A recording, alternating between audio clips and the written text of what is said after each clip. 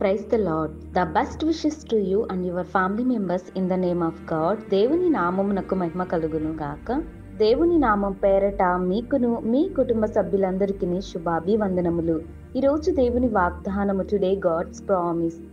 యెహోవా నీతిమంతులను పరిశీలించును. కీర్తనలు గ్రంథము 11వ అధ్యాయం 5వ వచనం. Jehovah's examines of the righteous.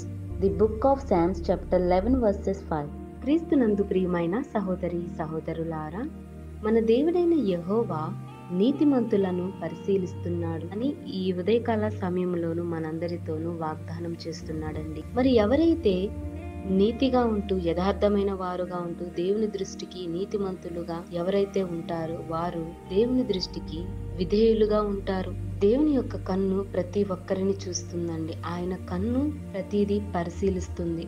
మానవుని యొక్క జీవితంలో వారి నడవడిక అనేది ఎలా ఉంటుంది, వారు పాపములు పడిపోతున్నారా లేదా నీతిగా జీవిస్తున్నారా లేదా అనేది దేవుడు తప్పకుండా ప్రతి ఒక్కరిని పరిశీలన చేస్తూ, దేవుడు తన సింహాసనము మీద కూర్చొని ఉండి ప్రతి ఒక్కరిని పరిశీలన చేస్తూ దేవుని దృష్టికి యథార్థవంతులుగాను నీతివంతులుగాను జీవిస్తున్నారా లేదా అనేది కూడా ఒకసారి మనము కూడా పరిశీలన చేసుకోవాలి. ఎందుకంటే దేవుడు మనలందరినీ చూస్తున్నాడు కాబట్టి. రహస్యమందు చూచుచున్న దేవుడు మన దేవుడు గొప్పవాడండి. ఆయన మన హృదయాంతరాన్ని ఎరిగినవాడు. ఒక్కొక్కసారి నీతిమంతులకు అనేక పరీక్షలు ఎదురవుతూ ఉంటాయి. వాటిని ఎదుర్కోలేక ఎన్నో దుడుకులతోనూ బాధపడుతూ ధైర్యాన్ని కోల్పోయి ఉంటారు.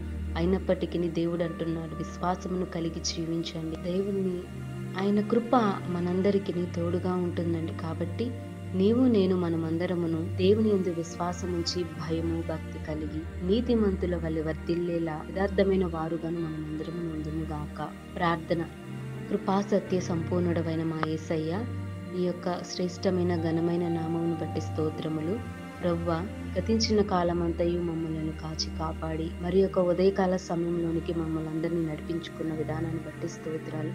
ప్రభువా, నీ యందు మేమందరమును విశ్వాసమును కలిగి యథార్థమైన వారుగా జీవించుకునేలా సహాయమును దయచేయండి.